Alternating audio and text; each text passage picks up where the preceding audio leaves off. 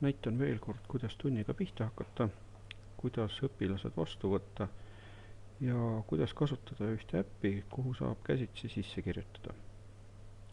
Alustan tunni tegemisest. Nagu näha, mul on praegult mikrofon välja lülitatud. Sama on mul ka siin oma telefonis välja lülitatud, kuna nad hakkavad kajama, kui kuulevad üksteist. Päris tunni tegemisel võib-olla siis enda mikrofoni vähemalt pole vaja välja lülitada. Ja uue tunni tegemine. New meeting. Antakse ette kood ja link, kust kaudu saab siis tundi siseneda.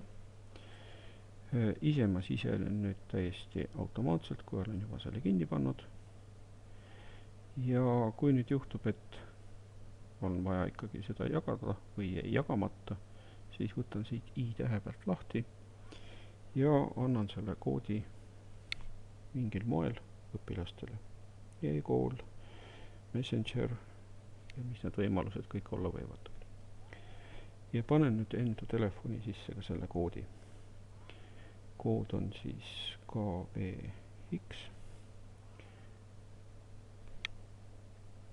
kriips DD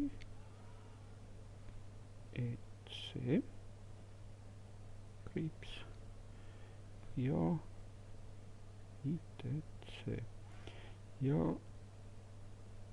üritan siis küsida luba tundi sisse saamiseks. Peale koodi sisestamist on siis näha sellist pilti, et kood on sees ja tuleb küsida luba tundi siseneda. Vajutan sinna ja õpetaja näeb oma ekraani peal, et Margus Neider soovib tulla tundi. Tundi lubamiseks tuleb vajutada admit linkile. Ja nüüd näidatakse siis õpetaja ekraani peal viimasena tundi tulnud õpilase nägu. Ja seda meil ilmselt praegult vaja rohkem vaadata ei ole. Järgmisena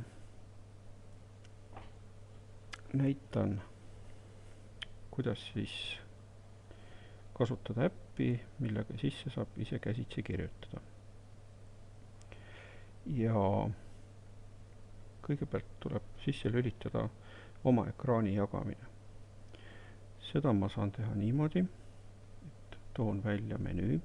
Menüü tuli, võtan 3 täppi ja alt välja tulevast menüüst võtan present screen. Antakse hoiatus, et kõik hakkavad minu ekraani nägema. Hästi. Ja hoiatatakse veel üks kord. No selge. Nüüd juba näebki õpilane seda äppi täpselt nii, seda ekraani äppis täpselt nii, nagu mina näen. Ja selleks, et hakata saada käsitsi kirjutada, tuleb nüüd oma tahvelarvutist üles otsida ja käima panna õige äpp. Lähen tahvelarvuti avaekraanile ja vaatan, kas pilti saab natukene selgemaks. Natukene sai. Panen käima äppi HV Memo. See on selline lihtne äpikene, millega saab ühte ekraani täis kirjutada. Paneme reklaami kinni. Olen siin teinud juba mõned katsetused ja selleks, et nüüd uut tühja lehte saada, võin võtta siit ülevalt, võin võtta siit alt plussmärki. Ongi tühi ekraan ja tööriistad on siin all, mida kasutada ning kõigepealt prooviks midagi teha. Võib teha näpuga. näiteks teen ühe võrrandi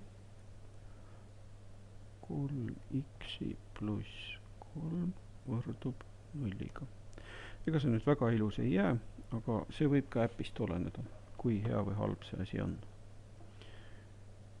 3x võrdub miinus 3 jagatud 3-ga, x võrdub miinus 1. Lahendatud. No loomulikult võib siia siis juurde joonistada, kui vaja on, mingisuguse graafiku või pildi, et nüüd läks natukene nool halvasti. Minu poolt oleks mõistlik, kui ma võtan nüüd selle tööriistaga selle halvasti läinud noole maha ja teen, vähemalt proovin teha paremat. X-telg, Y-telg ja teeme siis ühe graafiku. See plahvatus lubab siis kõik ekraani tühjaks teha ja on ka salvestamisvõimalus. Ja salvestisi saab tegelikult pärast jagama ka hakata. Aga panen lihtsalt salvesta. Ja saan siia kirjutada, mis asi see nüüd siin siis on.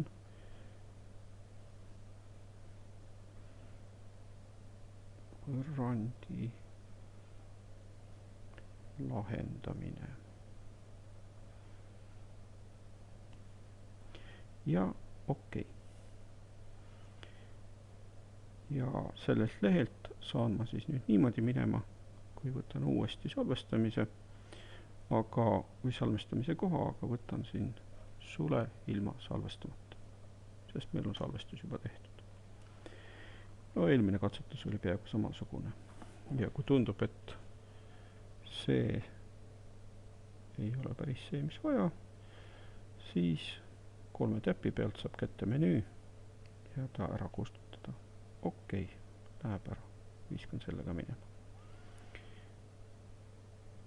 Okei. Ja 3 täpi pealt saan ma ka korraldada veel teda selle lehe jagamist. Share. Ja nüüd oleks siis vaja leida endale sobiv variant, mismoodi seda töölehte laiali jagada. Äpist lahkumiseks vajutan siis jagatud ekraani ja viskan minema äpid, mida mul pole vaja, ja lähen tagasi Meeti. Ja Meetis saan siis nüüd oma töölaua jagamise ära lõpetada. Ja kui tund on läbi, siis võin panna ka toru hargile ja lõpetada tunni ära. Veel on siin näha seda, et on alles eelmiste tundide lingid. Tegelikult nad peaksid isegi töötama. Kui ma nüüd panen siia join, siis saan ma siis nii-öelda eelmise tundi uuesti sisse. Aga alati võib ka uue teha. Niimoodi sai siis tundi teha, õpilasi tundi vastu võtta ja kasutada ühte äppi, kuhu saab käsitsi sisse kirjutada.